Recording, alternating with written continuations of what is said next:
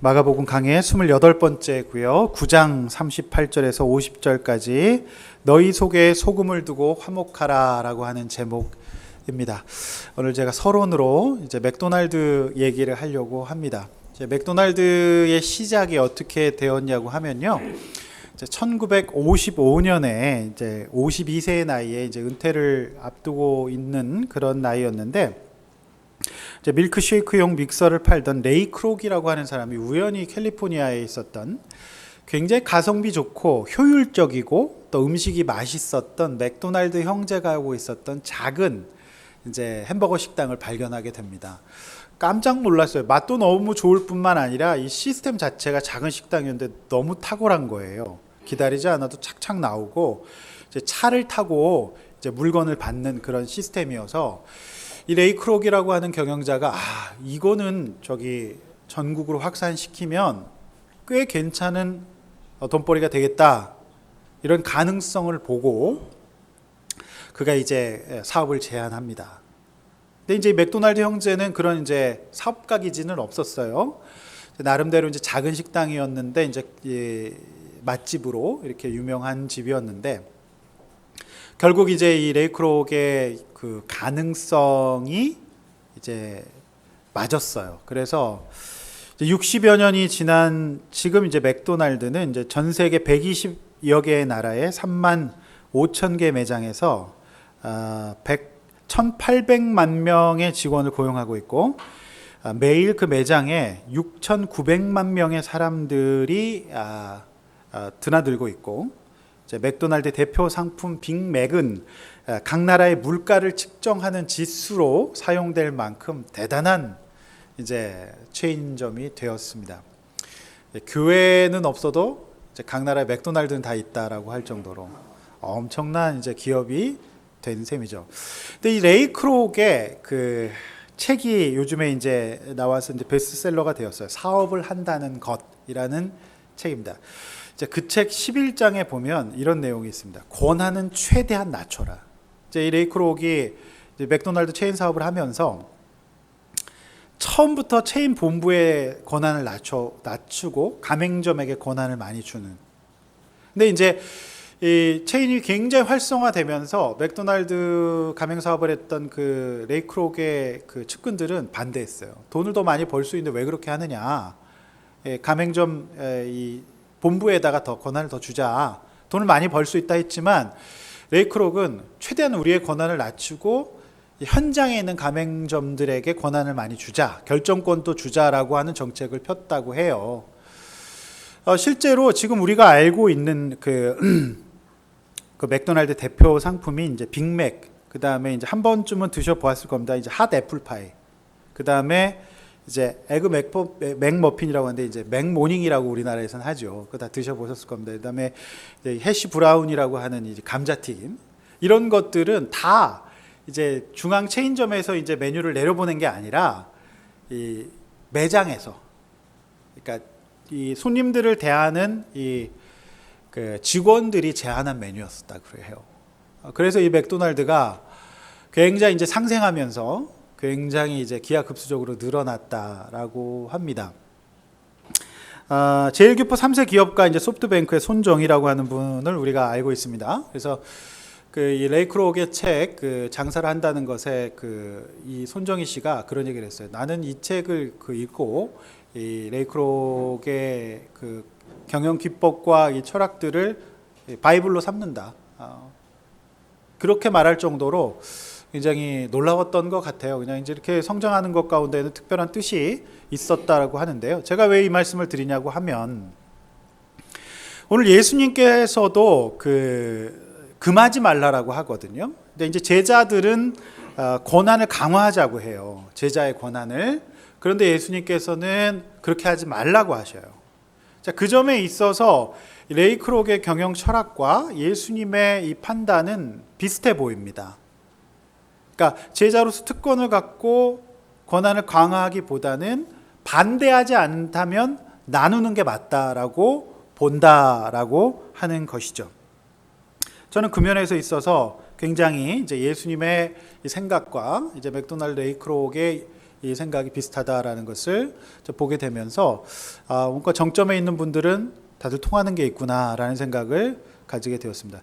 맥도날드 하면 맥도날드는 아는데 이제 맥도날드 뒤에 레이 크로기라고 하는 이 경영자가 있다는 건 우리는 사실 잘 몰라요. 그래서 이제 장사를 한다는 것이라고 하는 책이 이제 나와서 제가 이제 보면서 오늘 설교에 서론으로 사용해야 되겠다라는 생각을 하게 되었습니다. 자, 마가복음 9장은 이제 제가 오늘 4편째 9장의 설교를 하고 있습니다. 자, 마가복음의 일관된 주제는 오늘까지도 똑같은데요. 제자들의 변화의 촉구예요. 그러니까 저와 여러분들이 오늘 변해야 된다라고 하는 것. 하나님 나라의 제자가 되기 위해서, 하나님 나라의 자녀가 되기 위해서는 반드시 변화를 맞이해야 된다는 것입니다. 그러니까 오늘 마지막 이제 4편째 설교를 하고 있는데요. 오늘 4편째 설교하고 있는 이 본문의 주제 역시 또 변화예요. 자, 특히 지난주 설교 본문인 9장 33절, 34절 누가 크냐의 문제로 갈등은 극에 달합니다. 자, 한결같이 변하지 않는 제자들을 향한 굉장히 과격한 예수님의 표현이 오늘 본문에 나옵니다. 또 맛을 잃은 소금이 되지 말고 화평을 이루라는 예수님의 말씀으로 오늘 본문이 마무리가 되고 있는데, 저는 오늘 본문을 중심으로 너희 속에 소금을 두고 화목하라 라는 제목으로 말씀을 전하려고 합니다. 너희 속에 소금을 두고 화목하라. 조금 낯설죠? 네, 이 제목을 이렇게 정한 이유가 있어요. 말씀 그대로이기 때문에 그렇습니다. 보통 이 본문에서 서로 화목하라라고 하는 제목을 많이 정하는데요. 저는 서로 그냥 화목하라라고 하는 것보다 소금을 두라는 것이 더 어쩌면 중요할 것 같아 보입니다.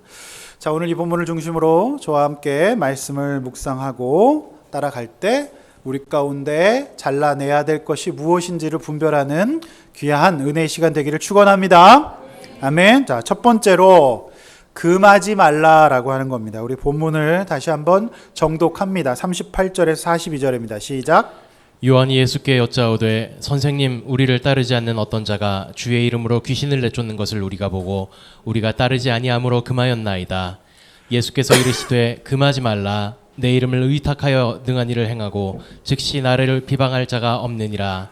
우리를 반대하지 않는 자는 우리를 위한 자니라. 누구든지 너희가 그리스도에게 속한 자라 하여 물 한 그릇이라도 주면 내가 진실로 너희에게 이르노니 그가 결코 상을 잃지 않으리라. 또 누구든지 나를 믿는 이 작은 자들 중 하나라도 실족하게 하면 차라리 연자맷돌이나 그 목에 매어 바다에 던져지는 것이 나으리라. 네. 자, 우리가 이제 첫 번째로 이 본문을 통해서 봐야 될 것은 뭐냐면 요한의 캐릭터예요. 요한의 인물됨입니다. 자, 요한은 한마디로 굉장히 불안하고 그의 정서가 좋지 않다, 아프다라는 것을 알 수가 있습니다. 저는 이 마가복음을 쭉 따라가면서 특별히 9장을 보면서 왜 예수님께서 베드로, 요한, 야고보 셋을 데리고 올라가셨는가라는 것을 생각해 보게 되는데, 어쩌면 이들이 굉장히 우수해서 데리고 갔다라고 볼 수도 있지만 보면 볼수록 그렇지 않은 것 같아요. 가장 수정할 곳이 많은, 가장 치료할 것이 많은, 어쩌면 가장 배울 것이 많은 사람들이었기 때문에, 양육이 가장 많이 필요한 제자들이었기 때문에 그랬던 것 같다는 것이 제 결론입니다. 그러니까 가장 먼저 부르심을 받았어요. 베드로, 그 다음에 이제 야고보, 요한이 이거 먼저 부르심 받았거든요, 제자로서. 근데 먼저 부르심을 받은 제자인데 가장 어때요? 손볼 곳이 많은 제자들이었다라고 하는 것이 오늘 마가의 결론이에요. 자, 오늘 본문을 더 깊이 이제 이해하기 위해서는 문제 요한에 대해서 우리가 좀 더 살펴봐야 하는데요. 그의 아버지가 누구냐면 이제 세베대라고 해요. 그리고 어머니는 살로메인데요. 그 가정 배경이 성경에 잘 나와 있습니다. 마가복음 1장 19절에서 20절이에요. 우리가 읽었는데요. 다시 한번 읽어보도록 하겠습니다. 읽어봅니다. 시작. 조금 더 가시다가 세베대의 아들 야고보와 그 형제 요한을 보시니 그들도 배에 있어 그물을 깁는데 곧 부르시니 그 아버지 세베대를 품꾼들과 함께 배에 버려두고 예수를 따라가니라. 네, 이 본문을 통해서 우리가 알 수 있는 것이 뭐냐면은 배가 있고요. 그 다음에 이 집안은 품꾼을 부릴 정도의 부유함이 있는 집안이었다는 겁니다. 그러니까 가난한 집이 아니었어요. 게다가 이 어머니, 이 요한과 야고보의 어머니는 소위 우리가 얘기하는 치맛바람의 원조입니다. 그래서 예수님께 와가지고 자신들의 아들의 그 인사청탁을 하다가 망신을 당하는. 그래서 이들은 늘 이 제자들 가운데 분란의 거리를 제공하는, 늘 이제 사람들을 불편하게 하는 이 제자들이었어요. 왜냐하면 이들 가운데 늘 서열 의식이 있었고 자신들이 늘 인정받아야 된다라고 하는 것들이 몸에 배 있었기 때문인 것 같습니다. 그러니까 한 사람의 살아온 역사 그리고 그 속에서 뵌 습관 가치관이 그렇게 바꾸기가 어렵다라고 하는 게 이제 성경의 가르침이에요.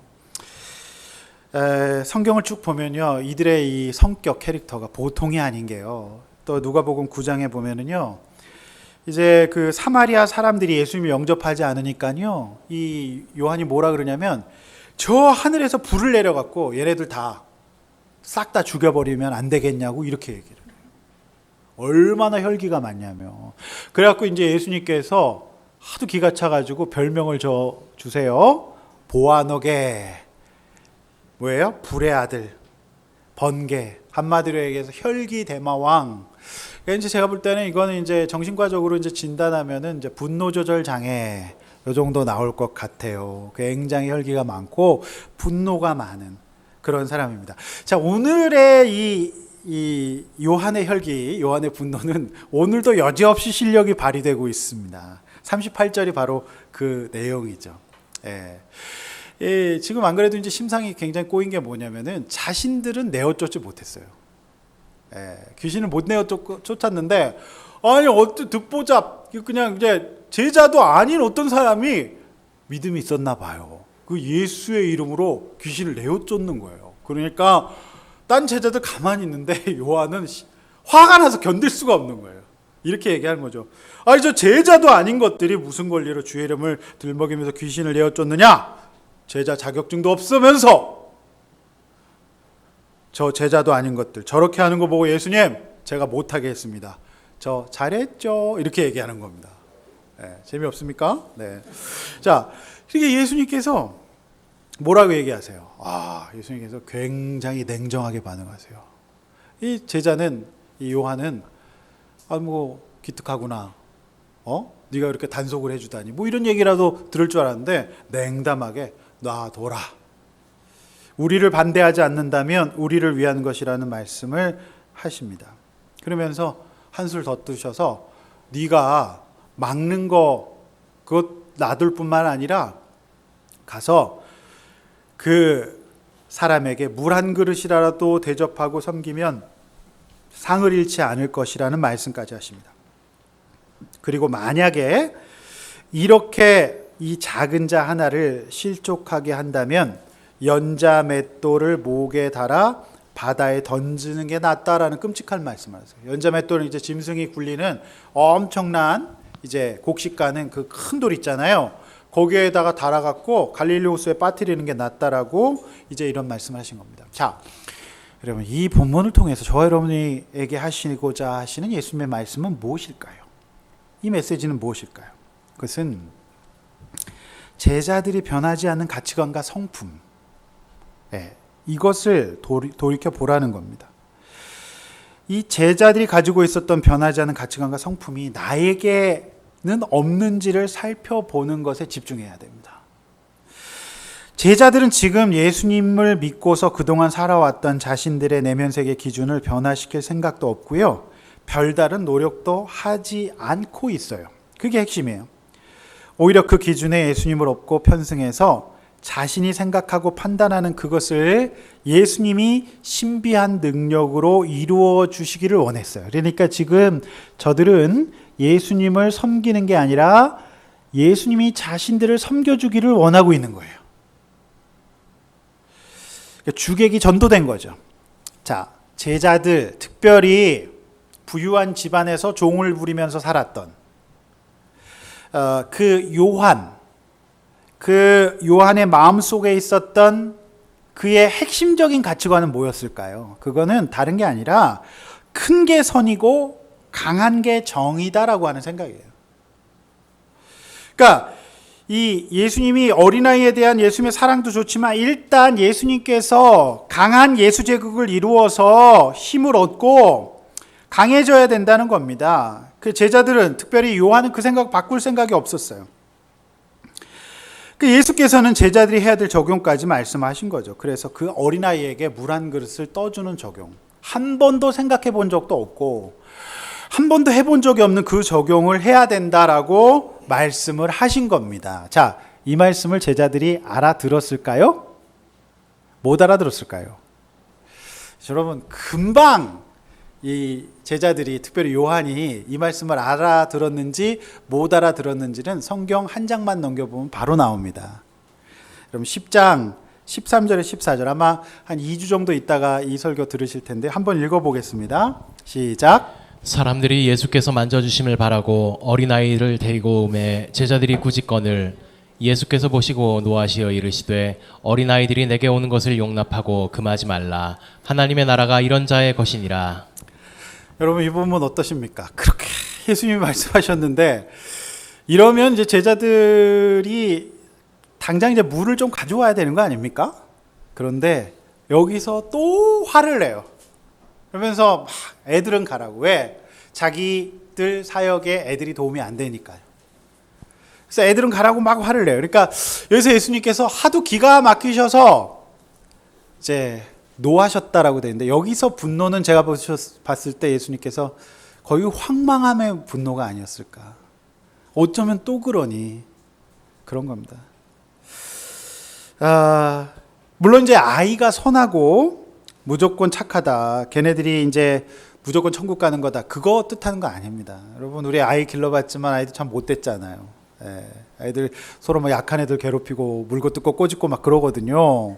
근데 이제 이 뜻은 뭐냐면은, 이제 제자들이 생각하는 하나님 나라가 힘과 권력으로 오는 것이 아니라 이제 그들이 생각했던 것과 정반대의 방법으로 하나님 나라가 이루어진다. 그러니까 요한이 생각했던 것, 그가 교육받았던 하나님 나라와 지금 예수님이 생각하고 있는 하나님 나라는 다르다라는 것을 오늘 말씀하고 있는 것입니다. 여러분, 이 첫 번째 문단을 통해서 우리가 요한과 같은 모습은 나에게 없는가를 봐야 해요. 여전히 내 가운데 있는 변하지 않는, 변할 생각이 없는 가치관, 또 이 다른 사람들을 경쟁적으로 생각하고 나 아니면 안 된다라고 생각하는 그 마음, 내 핵심 가운데 있는 그 마음, 그것은 없는지를 오늘 보는 것이 첫 번째 문단의 적용이 되겠습니다. 이렇게 한번 우리 나눠보려고 해요. 요한처럼 지독히 변하지 않는 나의 가치관과 성품이 무엇일까요? 지독히도 변하지 않는 나의 가치관과 성품은 무엇일까요? 두 번째로, 내가 한 번도 생각해 보지 않았던 적용이 있을 겁니다. 제자들이 해야 될 적용이 바로 그거였거든요. 그 당시 최약자, 사회적 약자였던 어린아이에게 물 한 그릇 떠주는 거예요. 한 번도 생각해 보지 않았고 해본 적도 없었던 적용이에요. 자, 그 적용을 우리가 해야 됩니다.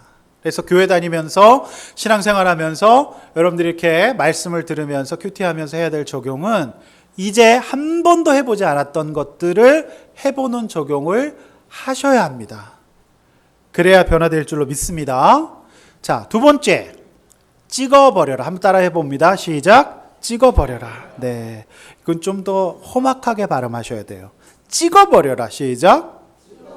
네, 찍어버려라. 이거 아닙니다. 안 찍힙니다. 네, 찍어버리셔야 됩니다. 자, 본문 43절, 49절 우리 다시 한번 정독하겠습니다. 시작. 만일 내 손이 너를 범죄하게 하거든 찍어버리라. 장애인으로 영생에 들어가는 것이 두 손을 가지고 지옥 곧 꺼지지 않는 불에 들어가는 것보다 나으니라. 만일 내 발이 너를 범죄하게 하거든 찍어버리라. 다리 저는 자로 영생에 들어가는 것이 두 발을 가지고 지옥에 던져지는 것보다 나으니라. 만일 내 눈이 너를 범죄하게 하거든 빼어버리라. 한 눈으로 하나님의 나라에 들어가는 것이 두 눈을 가지고 지옥에 던져지는 것보다 나으니라. 거기에서는 구더기도 죽지 않고 불도 꺼지지 아니하느니라. 사람마다 불로써 소금치듯 함을 받으리라. 네, 사도의 시대가 끝나고요. 185년경 이제 사도시대 끝나고 교부시대가 됩니다. 자, 그 교부시대 오리겐이라고 하는 분이 계신데요. 이분이 그 10대 시절에 그 아버지가 너무 좋은 신앙을 갖고 계셔서 아버지가 순교를 하세요. 그래서 그 아버지의 신앙을 이어받아 가지고요, 이분이 극한 이제 영적 생활에 몰입하세요. 성경을 또 읽고 또 읽고 정말 거룩하게 살려고 애를 많이 씁니다. 근데 이 이제 젊은 이제 교부였던 오리겐이 이렇게 보니까 본인의 육신의 본능이 너무 영적 생활에 장애가 되는 거예요. 특별히 이제 젊은 오리겐에게 있어서 이 어떤 음란의 마음, 어떤 악한 생각이 계속 올라와서 이분이 어느 날 마태복음을 읽다가 바로 오늘 이 본문을 읽다가 결단을 합니다. 그래서 이분이 끔찍한 적용을 합니다. 스스로 거세를 해요. 그 유명한 기독교 역사의 이 얘기의 오리겐의 이 이야기가, 여러분 이 오리겐의 이 적용을 어떻게 생각하십니까? 예, 굉장히 끔찍하죠. 근데 이게 실제 존재하는 일이에요. 오늘 보면 43절 이하에 나오는 사실 예수님이 굉장히 과격하잖아요, 이 본문이. 팔을 자르고 다리를 자르고 눈을 빼버려라. 예수님의 그 이미지랑 안 어울리잖아요. 굉장히 무섭고 섬뜩하고 과격한 그런 본문인데, 저는 이 본문을 이렇게 봐야 된다고 봅니다. 이제 예수님이 그만큼 끔쩍도 않는 내면 세계와 이 가치관 속에 있는 제자들의 복음과 상관없는 이 정말 끊어버려야 될 그 세상적인 것들, 이것의 강력한 변화의 촉구에 과장법으로 이해하시는 게 맞습니다. 네, 그게 맞아요. 그래서 사실 오리겐이 상당히 이제 너무 극한 영적으로 가다가 살짝 이단 소리를 듣거든요. 그래서 제가 볼 때는 이제 오늘 이 말씀하신 이 예수님의 말씀을 그대로 적용한 제자들은 보이지 않아요. 오늘 이 말씀을 듣고 예수님 자를게 하고 잘라낸 사람은 보이지 않아요. 성경에 그런 기록은 없는데, 이제 42절 말씀부터 말씀하시는 예수님의 톤이 너무 강력해요. 차라리 죽는 게 낫다는 말씀이죠. 그러니까 실제로 죽으라는 말씀은 아니고 그만큼 심각하게 받아들이라는 말씀이 되겠죠. 여러분, 실제로 우리가 인생 살아가면서요, 그런 것 같아요. 쉬운 방법은 오래 가지 못해요. 아까 제가 이제 말씀드린 이제 이 맥도날드의 그 레이 크록이 그 책에도 그런 내용이 있어요. 사업을 한다는 것의 10장이 쉬운 방법은 오래 가지 못해요. 그러니까 이제 이분이 그 맥도날드 체인을 하면서 쉬운 방법으로 했던 것은 다 오래 못 갔대요. 정말 오래 갔던 방법들은 쉽지 않게 전공법으로 이렇게 했던 것들은 전부 다 오래 가더라는 겁니다. 그래서 오늘 예수님께서 하시는 말씀은 지금 쉽지 않다는 겁니다. 그러니까 예수님이 계속해서 지금 쉽지 않은 잘라내는 그런 그 좁은 문을 가고 계시거든요. 자, 2000년 기독교 역사가 만약에 그렇게 하지 않았다면 오늘 우리에게까지 오지 못했습니다.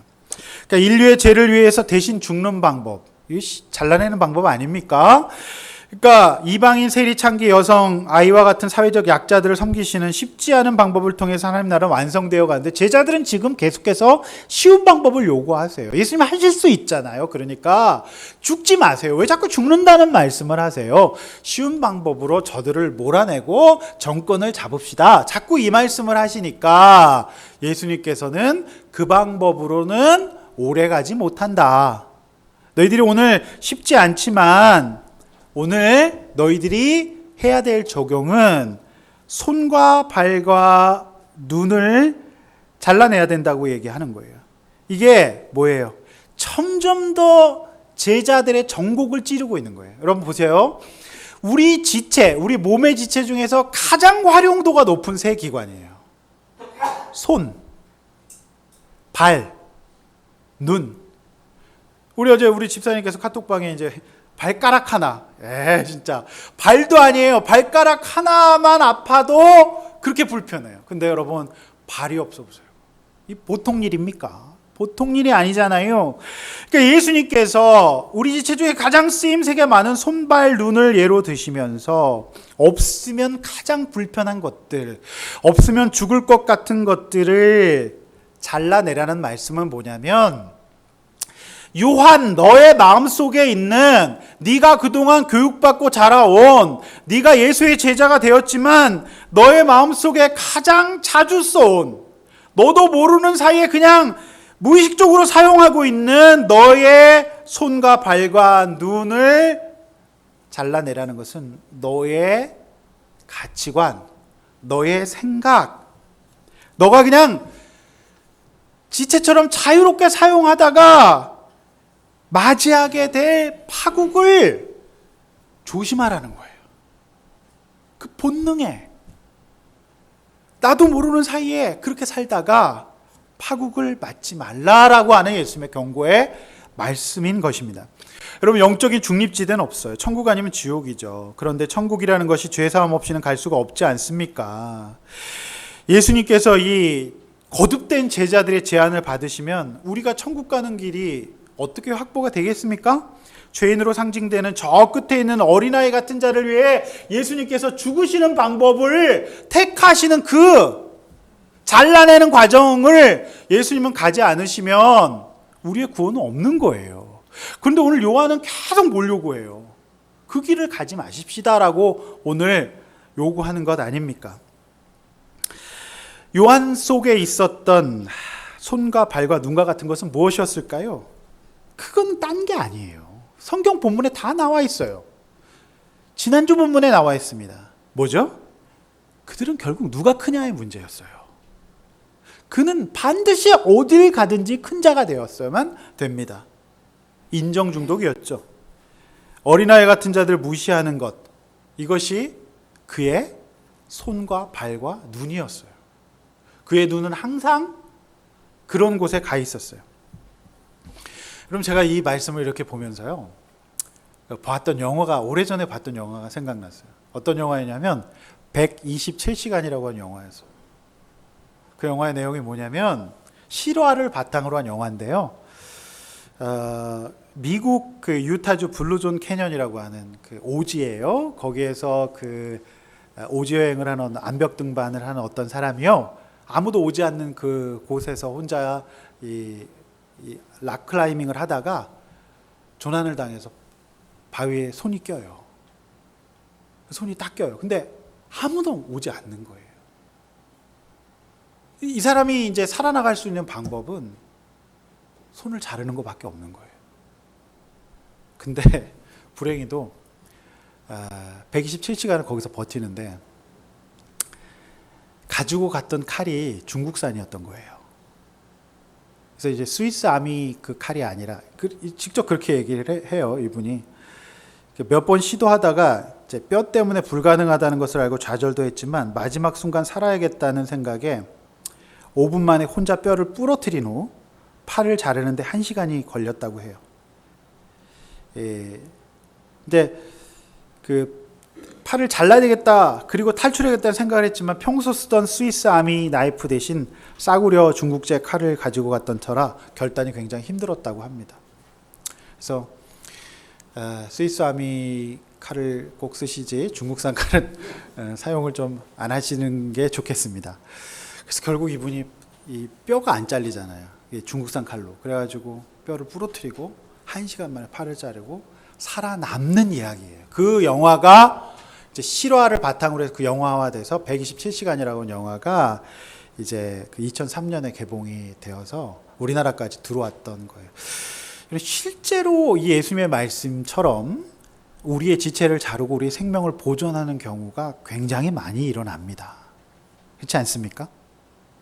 근데 오늘 이제 이 말씀은 우리의 그 요한 속에 있었던, 요한을 병들게 했던, 요한 속에 있었던 그 마음속에 고착되어 있었던 속사람을 얘기하는 거예요. 예. 근데 이제 실제로 몸도 우리가 위험 상황에 또 어떤 무슨 장기가 병들거나 어려워지면 그럴 경우가 있지 않습니까? 그래서 오늘 이 예수님의 말씀이 절대로 허투루 듣거나 그냥 가볍게 들어서는 안 되는, 우리를 살리고자 하는 말씀이라는 것을 인정하셔야 합니다. 자르고 구원을 선택하라는 예수님의 말씀이 현실에서 일어날 수 있다는 사실이 그저 저는 놀랍기만 해요. 실제로 많이 일어납니다. 그러니까 이 예수님 말씀을 굉장히 나와는 먼 말씀이다 이렇게 생각하셔서는 안 된다, 저와 여러분에게 주시는 말씀이다라고 들으시기를 바랍니다.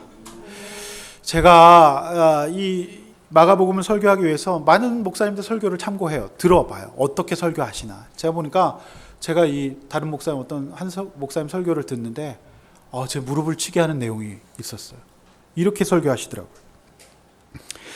교회는 덩치가 커갈수록 크기에 매달릴 수 있다. 한 영혼에 대한 작은 것에 대한 가치를 자꾸만 놓치게 된다. 제자들은 오늘 마가복음 9장에서 크기의 싸움에 매달려 있어요. 그러나 중요한 것은 한 영혼에 대해서 집중하는 것이다. 작은 것의 소중한 것, 위대한 것, 그 작은 신음소리를 지나치지 말라. 교회는 수대결을 하는 곳도 아니고 단체가 아니고 전체이다. 이런 말씀하시더라고요. 굉장히 정신이 번쩍 들었어요. 우리는 작년 3월 교회를 창립하면서 자동빵으로 작은 교회가 되었습니다. 그런데 자꾸 제가 이제 이 성도들에게 미안할 때가 있어요. 근데 가만히 생각해 보니까 왜 미안한가? 그냥 작아서 미안한 거더라고요, 보니까. 그러니까 이제 이게 뭐냐면 제가 머리를 뒤통수 탁 맞은 것 같다는 생각이 든 게 뭐냐면 오늘 본문의 요한이 다른 사람이 아니라 나일 수 있구나 싶은 생각이 드는 거예요. 여러분 어떠세요? 제자들의 싸움의 본질, 그러니까 제자들이 욕을 예수님께 9장에서 정말 많이 먹잖아요. 베드로는 거의 사단 소리까지 듣고요. 정말 제자들이 욕을 많이 먹는데 제자들이 일을 못해서 아니에요. 그리고 제자들이 뭐 딴 것 때문이에요. 제자들이 욕을 먹는 유일한 이유는 누가 크냐는 것 때문이에요. 계속 이 크냐는 그거 크기 싸움 때문에 예수님께 계속 욕을 먹어요. 여러분 근데 사실 우리나라 사람들이요. 사실 우리는 굉장히 작은 나라 살고 있습니다. 제가 얼마 전에 이제 중국에 이제 코스타 집회 갔다 왔지만 중국 가 보니까 진짜 너무 크더라고요. 거기는 건물을 왜 이렇게 크게 지어요? 굉장히 우리나라처럼 디테일한 완성도 떨어지는데 일단 무조건 크게 짓고 보는 것 같아요. 무조건 커. 그러니까 중국 사람들이 우리나라를 무시할 만도 하겠더라고요. 우리는 너무 작아. 대륙은 진짜 커요. 근데 이제 우리나라 사람들의 그래서 정서는 뭐가 있냐? 기본적으로 작다는 열등감이 있어요. 그래서 우리나라 사람들은 교회를 해도 무조건 크게 합니다. 그래서 우리나라 이 작은 나라에 전 세계에서 가장 큰 순복음교회와 가장 큰 장로교회가 우리나라에 있습니다. 아이러니죠. 가장 작은 나라에 전 세계에서 가장 큰 순복음교회와 가장 큰 장로교회가 있어요. 놀랍지 않습니까? 왜 그럴까요? 잘 생각해 보십시오. 우리가 작은 나라에 살다 보니까 우리도 모르는 사이에 우리가 작은 걸 무시하는 경향이 우리 속에 있는 거예요. 여러분 근데 우리가 지금까지 먹고 산 거는요 다 작은 것들 때문에 먹고 살았어요. 뭐죠? 반도체, 핸드폰 다 작은 것들로 먹고 살았어요. 근데 우리는 기본적으로 한국 사람들은 작은 나라이기 때문에 작은 것에 대한 열등감이 있어요. 여러분 자매님들이 남자 호감도 1순위가 뭔지 아십니까? 뭘 것 같으세요? 키랍니다. 키. 자매님들 정신 차리시기 바랍니다. 네, 성경이나 세상 역사에 봐도 신장이 별 도움이 안 된다는 것을 우리는 성경을 통해서 잘 알고 있어요. 정신 차리시기 바랍니다. 세상을 바꾼 모든 사람들이 대부분 신장이 작다는 것을 믿으시기 바랍니다. 따라서 우리는 크기와 우열, 인정에 대한 소모적인 싸움을 멈추고 한 영혼에 대해 집중하면서 스스로 지옥을 살지 않기를 원합니다. 여러분 48절과 49절에 말씀하시는 것이 무슨 뜻일까요? 예수님을 믿는다고 하면서 여전히 크기와 서열의 세상 속에 살아가는 이 세상 사람들의 상한 마음. 예수 믿으면서도 여전히 내가 큰 것이 없고 여전히 내가 인정받지 못하고 여전히 내가 서열상 위에 있지 못한 것 때문에 지옥 사는 사람들이 그렇게 살지 말라는 예수님의 뜻이에요. 실제로 우리 주변에는 교회를 다니면서도 인생이 죽지 못해 살고 불로 소금 치듯 지옥 같은 인생을 사시는 분이 너무너무 많습니다. 여기에서 벗어나는 길은 예수님과 상관없는 요한의 가치관을 걷어내는 것밖에 없습니다. 당장 여러분 근데 그거 걷어내면 못 살 것 같고 죽을 것 같아요. 왜냐하면 그게 내 인생의 손과 발과 눈의 역할을 해왔기 때문에 그래요. 그러나 여러분 괜찮습니다. 그래야 살 수 있습니다. 고로 적용이란 이런 것 같아요. 적용에 대한 제 정의입니다. 없으면 죽을 것 같이 힘든 것을 잘라내는 것이 적용이에요. 쉬운 거 적용 아닙니다. 그건 적용이라고 하지 않습니다. 성경적인 적용, 적어도 예수님이 말씀하신 오늘 본문의 적용은 없으면 죽을 것 같은 거예요. 못 살 것 같은 거예요. 한 번도 해보지 않은 것을 하는 게 적용입니다. 127시간 영화의 주인공처럼 적용하면 살아날 수 있습니다. 할렐루야. 여러분 오늘 이렇게 한번 적용하고 나눠봅시다. 나를 범정케 하는 끊어내야 될 손과 발과 눈 같은 것들은 무엇이 있을까요? 여러분 속에 있는 것들 나누고 잘라냅시다. 또 내가 스스로 많은 지옥 같은 삶을 내 스스로 만들어 살고 있지 않습니까? 내가 스스로 만든 거 아닐까요? 예수 믿으면서도 내가 내 삶이 계속 지옥 같은 것은 왜일까요? 여러분 그거는 내가 요한 같은 마음으로 예수 믿으니까 그런 거예요. 그것들 내려놓고 우리 지옥에서 나아옵시다. 할렐루야. 마지막 세 번째 대지입니다. 함께 읽어보겠습니다. 시작. 네, 다시 한번 세게 제대로 시작. 네, 본문 50절 한 절 중요한 말씀입니다. 다시 한번 정독하도록 하겠습니다. 시작. 소금은 좋은 것이로되 만일 소금이 그 맛을 잃으면 무엇으로 이를 짜게 하리요. 너희 속에 소금을 두고 서로 화목하라 하시니라. 네, 이제 앞에 보시고요. 자, 너희 속에 소금을 두고 화목하라. 자, 조금은 낯설고 좀 어울리지 않은 특이한 이제 말씀이죠. 저는 이 말씀 묵상하면서 굉장히 예수님께서 이 시대 카피라이터가 되시면 성공하실 것 같다 생각을 해요. 이제 카피라이팅의 기본은 낯선 요소를 서로 갖다 붙이는 거거든요. 그러니까 지금 보십시오. 이제 소금과 화목과 이게 무슨 뜻일까? 좀 낯설죠? 되게 이 본문을 통해서 그냥 서로 화목하라 이렇게 편안하게 이제 설교 제목을 정하는데요. 저는 그렇게 잡고 싶지 않았어요. 화목은 소금이 있어야만 가능합니다. 자, 그것을 이제 본문을 통해서 한번 살펴보겠습니다. 먼저 소금을 볼게요. 소금은 일단은 예나 지금이나 이제 그 음식의 맛을 내는 데는 소금입니다. 그래서 우리가 맛이 없다라고 하는 거는 간이 안 됐다라고 하는 겁니다. 그렇죠? 그래서 이제 맛있는 음식은 이제 간이 좀 잘 돼 있죠. 근데 여러분 보십시오. 이제 2000년 전에 소금을 한번 생각해 보십시다. 우리가 2000년 전에 지금 소금을 구하기도 어려울 뿐더러 소금은 굉장히 화폐 역할을 할 정도로 굉장히 소중했고요. 비쌌습니다. 그러니까 2000년 전에 예수님 당시 소금은 이제 사해, 갈릴리 밑에 사해에서 좀 나는데 2000년 전에 그 이제 소금을 만드는 기술이 뭐 그렇게 좋았겠습니까? 그러니까 2000년 전에 소금 소비자들은 굉장히 낭패를 많이 당했어요. 뭐냐면 모양은 소금인데 맛을 잃어버린 소금이나 오염된 소금을 종종 사게 돼요. 예, 겉은 이렇게 소금처럼 보이는데. 그래서 이제 2000년 전 유대인들에게 맛을 잃은 소금 하면 굉장히 쓸모없는 것의 대명사로 일컬어진 말이에요. 이를테면 우리로 치면 뭐죠? 냉매 없는 에어컨, 기름 없는 자동차, 안고 없는 찐빵, 뭐 이렇게 할 수 있겠습니다. 그러니까 지금으로 치면 너희는 세상에 안고 없는 찐빵이 되지 마라, 뭐 이렇게 말씀하시지 않겠습니까? 그러니까 예수님께서 그렇게 말씀하신 거 그 시대의 언어인 거죠. 그러니까 맛없는 소금만큼 쓸모없는 것이 없다, 그렇게 말씀하신 거 아니겠습니까? 네. 또 하나, 소금의 중요한 또 하나의 기능은 2000년 전에 냉장고가 없었기 때문에 중요한 기능은 방부제의 기능이 있었어요. 절이는 거잖아요. 그래서 소금을 쳐서 이 부패하지 않도록 하는 기능이 굉장히 있었어요. 그래서 인류 가전제품 중에서 정말 혁신적인 제품이 바로 이제 냉장고라는 거죠. 그러니까 요즘에 가장 혁신적인 가전제품은 건조기라고 합니다.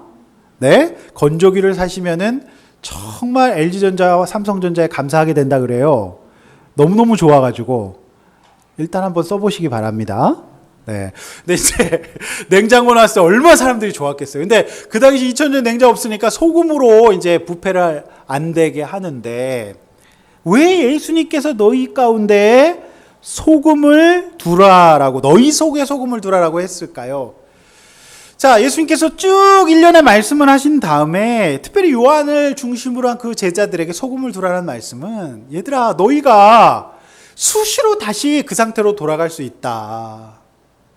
내가 예수 믿고 신앙생활 하면서도 자꾸만 큰 것의 논쟁에 빠지고 서열의식에 빠지고 작은 자를 섬기기보다는 큰 자가 되려고 하는 자꾸 그렇게 부패한 마음으로 갈 수 있기 때문에 너희가 내가 했던 소금, 이 말씀을 너희 속에 둬라. 그래서 너희가 부패하지 않도록 너희의 마음을 말씀으로 절여라. 이런 말씀이 있는 거예요. 이런 뜻이 있는 겁니다.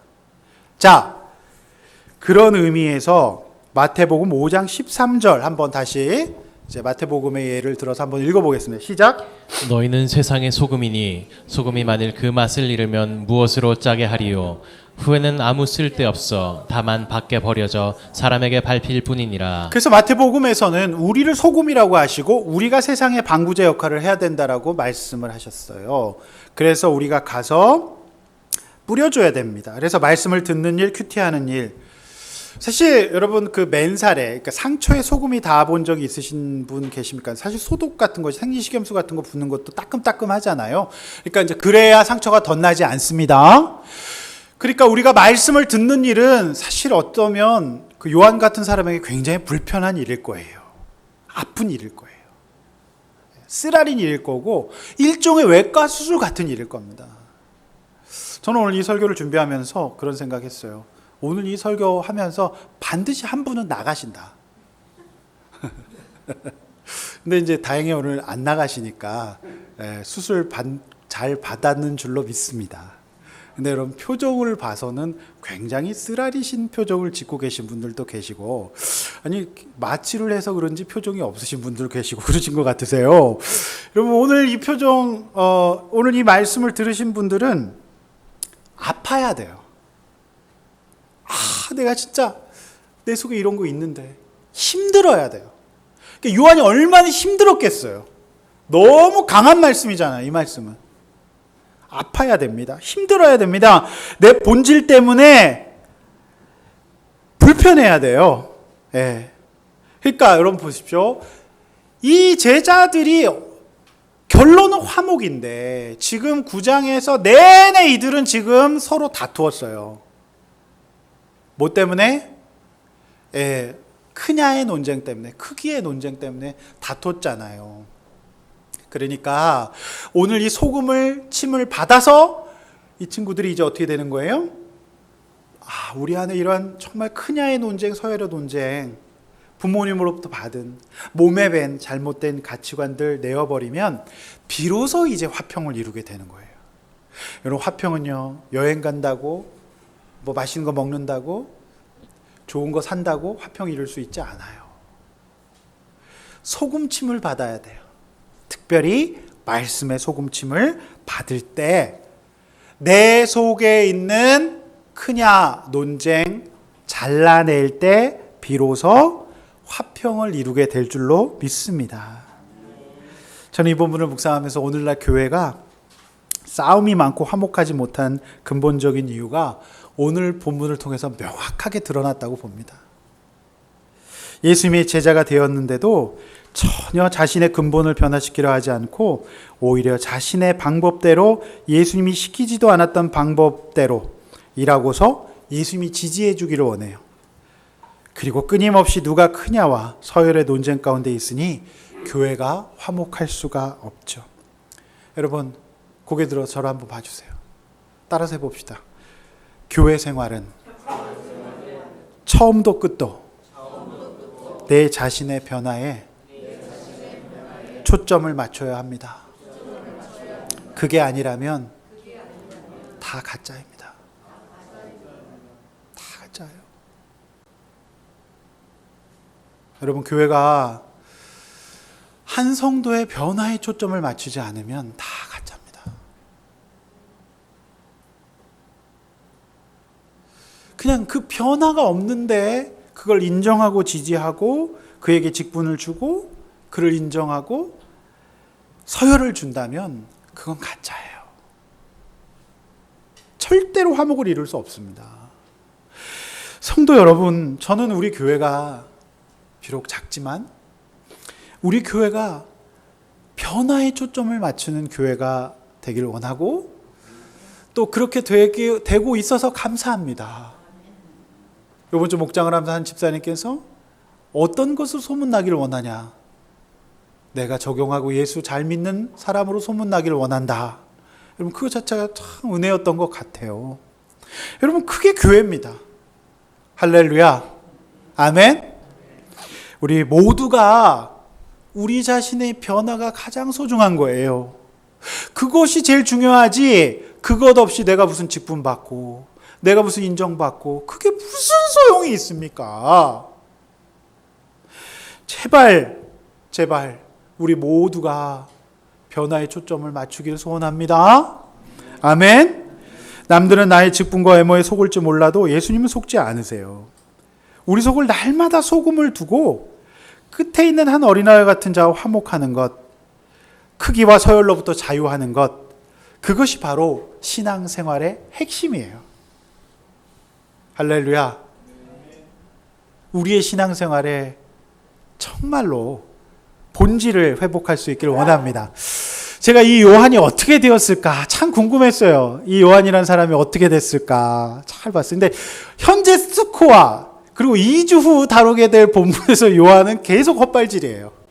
난 참 진짜 십자가에서 이렇게 혼나고도 또 애들은 가라하면서 화내는 이 제자들의 한심한 모습을 보면서 정말 나 같으면 제자들 다 쫓아낸다 싶더라고요. 근데요, 그래도 제자들이 잘한 것 한 가지는 예수님 주변을 떠나지 않았어요. 마지막에 이제 마가 다락방에 이제 모여 있으라 그랬거든요. 거기서 그들이 성령을 받아요. 그래서 거기서 은혜를 받고 비로소 제자들은 온전한 그 믿음의 길을 가기 시작합니다. 그래서 이 요한이 쭉 삶을 보면요, 예수님 이제 십자가 부활 승천하시고 95년에 이제 로마 황제 도미티아누스의 기독교 박해를 온몸으로 다 받아요. 그래서 그가 예수님 가시라고 했던 그 잘라내는 적용을 해요, 스스로. 극한 박해를 받아요. 그래서 그 당시 유배지, 그러니까 이제 우리나라 치면 교동섬 유배지, 거기 가가지고 반모섬이라는 유배지에 갑니다. 거기서 그 유명한 요한 계시록을 받아 적습니다. 그리고 남봉꾼이었던 혈기장이었던 이제 이 요한이 우리가 이름만 들어도 은혜로운 요한 복음을 또한 적어냅니다. 더 대박은요, 이렇게 사람들 무시하고 싫어하고 미워했던 요한이 요한 서신을 적어내면서 어찌나 사랑하라는 말을 많이 했든지 사람들이, 선생님은 사랑하라는 말밖에 못해요? 제발 다른 얘기 좀 해주세요. 설교가 계속 사랑하라는 거예요. 그러니까 제가 계속 사랑하라는 설교만, 사랑 1, 사랑 2, 사랑 3, 사랑 5 계속 사랑 설교만 해보세요. 그러면 여러분 어떻겠습니까? 목사님 사랑도 좋지만 다른 설교 해주세요. 그렇게 하지 않겠어요?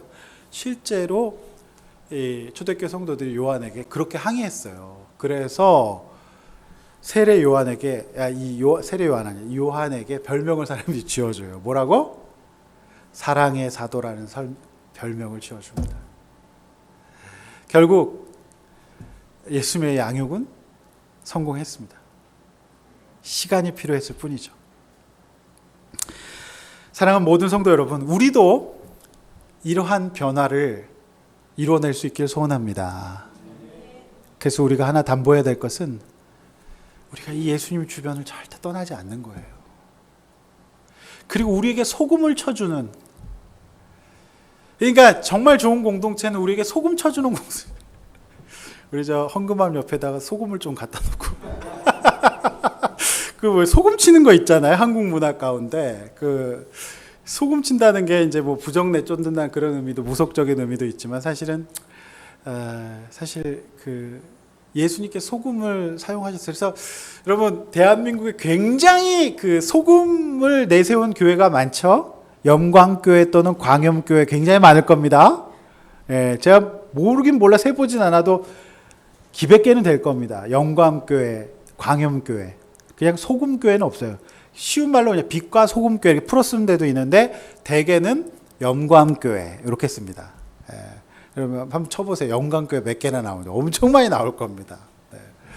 여러분, 우리가 그래서 우리에게 쓰라리지만 소금을 쳐주는 공동체, 우리를 양육해주고 우리를 좀 잘라주는, 그러니까 교통정리를 좀 가지치기를 해주는 이런 공동체가 참으로 좋고 우리의 본질적인 변화를 일으켜주는 공동체가 좋기 때문에 변하려면 우리가 요 어떤 이 언저리를 떠나지 않는 게 굉장히 중요한 것 같아요. 할렐루야.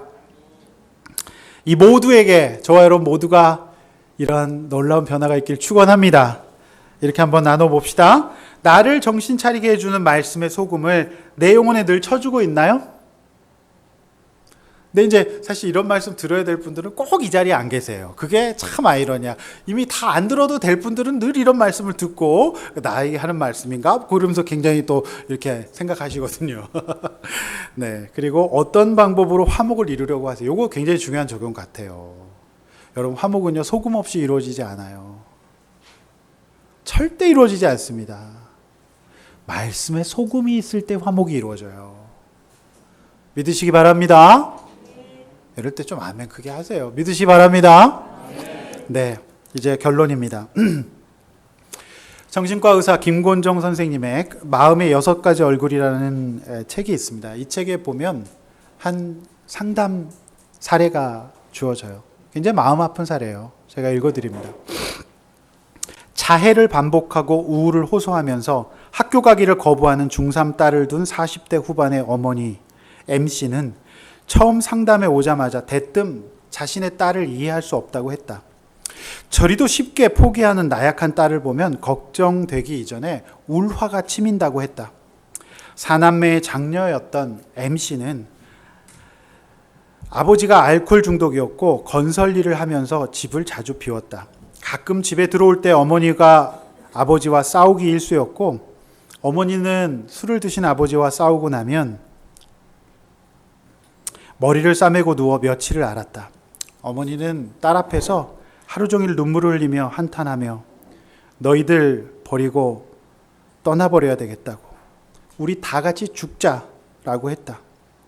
MC는 그때마다 어머니 대신 동생들을 보살펴야 했고 고등학교를 졸업하자마자 집에서 도망치는 심정으로 상경에 홀로 살았다.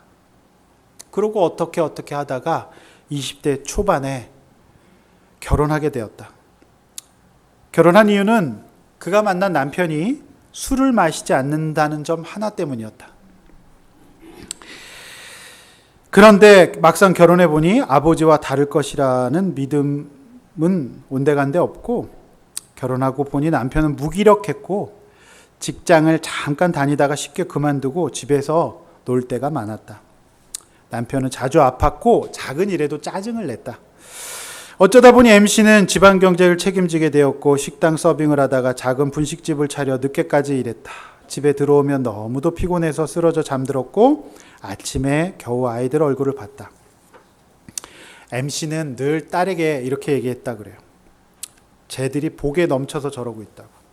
나는 어렸을 때 그렇게 힘들었는데 저걸 의지로 꿋꿋하게 이겨내지 못하고 저런다고. 그나마 나는 자식들을 위해서 이렇게 뼈 빠지게 일하고 노력하는데 고마운 줄은 모르고 저렇게 자해나 하고 있다고. 상담자 선생님은 MC 이 자해하는 딸의 어머니에 이렇게 얘기했다고 합니다. 어머니 많이 우울하셨죠. 어머니의 가족 안에 우울이 가득해서 어머니가 가족을 위해서 아이 때 당연하게 겪었을 고통과 불안과 좌절과 외로움을 억누르고 사셨습니다. 그런데 그렇게 살아남기 위해 억누르고 무시했던 감정들 때문에 이제는 따님이 고통을 받고 있네요. 엄마가 고통을 멀리하느라 마음을 비워냈기에 딸에게 주면 좋았을 따뜻함까지 함께 사라져 버렸을지도 모르겠네요. 그러니 어머니가 강하고 따님이 약한 게 아니라 어머니가 비워낸 대가를 따님이 치르고 있는지도 모르겠네요. 그렇게 말했다고 해요. 그러면서 이런 경우를 보고 우울이 대를 넘어간 경우라고 소개하고 있습니다. 여러분, 저는 이 케이스를 오늘 말씀에 대입해서 보면 이럴 것 같아요. 요한의 마음이 이 어머니에게 있었어요. 그건 뭐죠?